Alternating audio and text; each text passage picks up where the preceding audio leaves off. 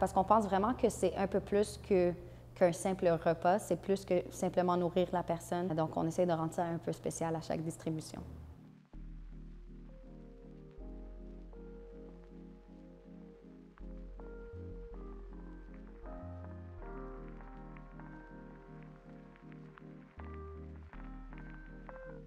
La mission du Red Van Project, c'est de venir en aide aux personnes itinérantes, principalement à travers la distribution de repas nutritifs. Donc, on offre une centaine, entre 100 et 200 repas par mois aux personnes itinérantes.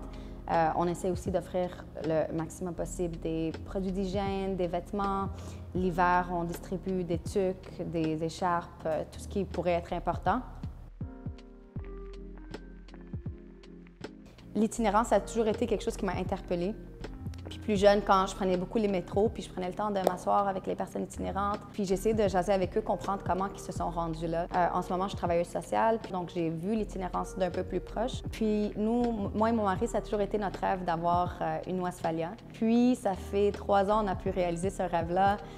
Il m'a surpris avec une Red Van, justement. Puis, on habite pas loin du centre-ville. Puis, on allait souvent les fins de semaine pour faire des campings ou des road trips. Puis, on croisait souvent des personnes itinérantes qui venaient nous voir puis qui trouvaient que la van était cool. Puis, tu sais, quand ils nous demandaient de la nourriture, on en avait souvent parce qu'on allait en camping. Fait qu'on pouvait leur offrir. Puis, ils étaient toujours contents. Puis, on a remarqué qu'avec le temps, ils commençaient à nous reconnaître puis à venir vers nous. Puis je trouvais ça cool que, parce que c'était quand même une van qui pop assez, on commençait à nous reconnaître.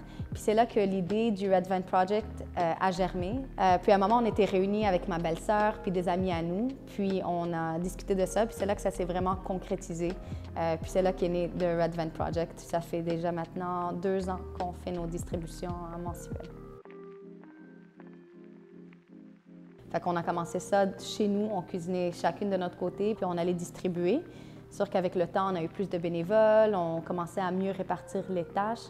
Puis c'est ça. Maintenant, on arrive à faire ça un peu plus rapidement. On a d'autres personnes maintenant qui cuisinent aussi, donc ça aide beaucoup. Donc, chacun cuisine de son côté. La raison étant qu'on n'a pas encore de cuisine communautaire ou autre. Ça a toujours été important pour nous d'offrir de la nourriture de qualité. C'était vraiment le premier critère dont on avait discuté, de ne pas utiliser, tu sais, d'un peu faire ça comme on l'aurait cuisiné pour nous. Donc, on utilisait de l'huile d'olive, puis on s'assure simplement d'offrir des repas de qualité, puis des repas qui sont nutritifs aussi. On prenait beaucoup leur feedback de qu'est-ce qu'ils aimaient, qu'est-ce qu'ils n'aimaient pas. Puis, il y en a beaucoup qui aiment la viande, puis qui n'ont pas l'opportunité d'en manger ailleurs. Donc, on se dit, là, peut-être qu'on va faire comme 50% des repas avec de la viande, 50% végétarien. On est encore en train de voir qu'est-ce qu'on peut faire avec le menu. On a commencé avec, je pense, des poires ou des pommes. Puis là, avec le temps, on réalisait que c'est pas tout le monde qui peut croquer dedans. La réalité de l'itinérance. Puis, tu sais, on prenait leur feedback. Fait que là, on a commencé à juste amener des bananes. Justement, une anecdote qu'on avait trouvée drôle, c'est qu'à un moment, on nous a raconté qu'il y avait, je pense, un organisme qui distribuait des sandwichs. Puis là, il y a quelqu'un qui dit à son ami « Non, non, mais attends, aujourd'hui, c'est samedi, c'est la vanne rouge qui va venir, puis ils ont la bonne bouffe. On va manger de la bonne bouffe. »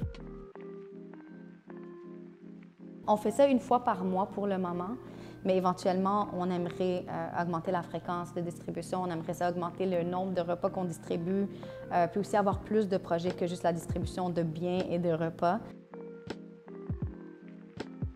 On a nos amis autour de nous qui font des dons, on a des personnes qui entendent parler puis qui disent « Bien, moi, je veux subventionner toute une distribution de ce mois-ci », puis on n'a même pas y pensé.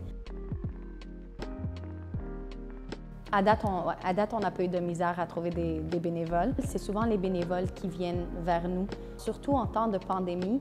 Pour plusieurs personnes, on dirait que c'était la seule place où ils pouvaient briser leur isolement. Puis avec le temps, il y a comme eu un groupe de réguliers qui se sont construits un peu, donc des gens qui sont habitués d'être là. Mais c'est sûr que j'essaie toujours d'encourager aussi des nouvelles personnes à venir parce que je pense que c'est quelque chose d'avoir cette expérience-là de proche avec des personnes itinérantes, puis ça change un peu la manière qu'on les perçoit dans notre vie de tous les jours par la suite. Tout le monde a cette image typique de l'itinérant avec sa veste toute déchirée, etc. Tu vois des gens qui s'étaient très bien habillés, qui venaient, puis qui prenaient le repas, puis qu'ils étaient super contents d'avoir un repas, d'autres personnes qui étaient quasiment gênées de prendre leur repas puis qui faisaient super vite. Ça te montre que l'itinérance, il y a tellement de visages différents, tu peux juste jamais savoir. Par exemple, à un moment, on se demandait, mais pourquoi dans cette place-là spécifiquement, il y a beaucoup de personnes qui sont bien habillées puis qui n'ont pas l'air à l'aise de venir prendre de la bouffe, mais qui viennent quand même prendre de la bouffe. Puis on réalisait que c'était très proche du YMCA, d'Atwater, qui accueillait les réfugiés, dans le fond, et les demandeurs d'asile. Puis ça, c'est un peu ce qu'on se dit, nous, on ne demande pas de questions. On arrive avec les repas, puis on laisse les gens se servir. Des fois, il y a des gens qui vont dire « Ah, mais je vais le donner à mon ami, prends le repas que tu as besoin, puis c'est correct. » Puis on ne demande pas de questions. Tu sais, notre but, c'est vraiment d'offrir ça dans la dignité, puis on essaie de respecter ça le plus possible. Ça n'a aucun rapport parce que ils ne sont pas dans la rue pour recevoir des repas, on s'entend, ils sont dans la rue pour un problème tellement plus lourd que ça.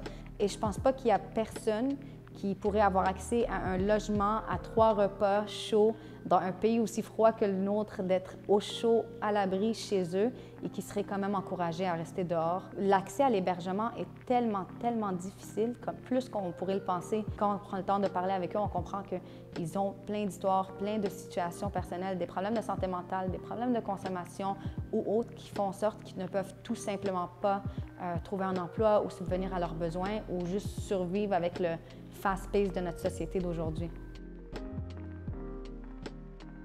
On essaie vraiment de garder l'aspect écologique au centre de tout ça. Pour moi, c'est important.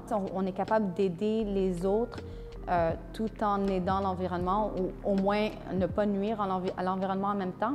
Puis durant la distribution, par exemple, on essaie d'éviter complètement le plastique. Les gants, par exemple, les gants de nourriture qu'on prend, c'est des gants biodégradables. Les repas qu'on offre, pour moi, c'était important que, par exemple, la viande vienne d'une certaine source qui est plus éthique, que la nourriture soit bien cuisinée, qu'on prenne le temps de le faire comme on le fait chez nous. Puis je pense que de faire ça plus individuellement, ça nous permet d'avoir plus cette flexibilité-là. Éventuellement, on aimerait ça avoir plus de partenariats avec les organismes qui sont autour de chez nous. Et d'idéalement pouvoir passer ces valeurs-là pour qu'eux aussi changent un peu leur manière de distribuer pour que ça soit moins polluant pour l'environnement.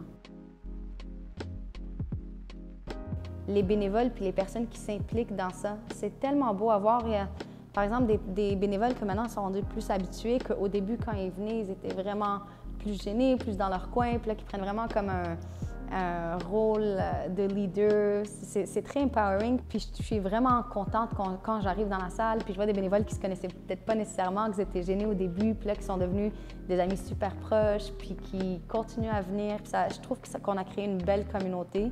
Puis ça, c'est quelque chose dont je suis fière. J'aimerais ça que ça soit un projet beaucoup plus gros que juste du soulagement temporaire. Tu sais, là, on distribue des repas, des produits d'hygiène, des vêtements, entre autres. Mais j'aimerais ça que ça aille plus vers une mission aussi de réinsertion sociale, de pouvoir les aider avec l'hébergement, entre autres, d'avoir plus de partenariats aussi.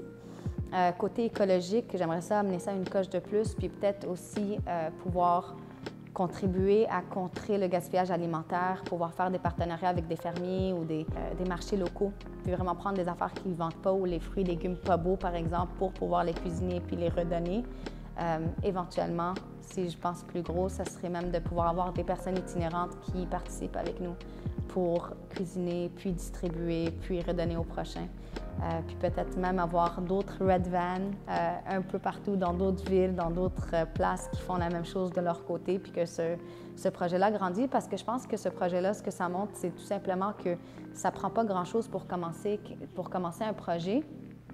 Puis souvent, ça peut être quelque chose qu'on se dit « Ah, mais là, il y a tellement de personnes qui le font déjà », mais non, chaque personne est unique, puis chaque personne va amener sa touche à un certain projet, puis c'est jamais de trop. Il y a tellement un grand besoin que c'est jamais de trop.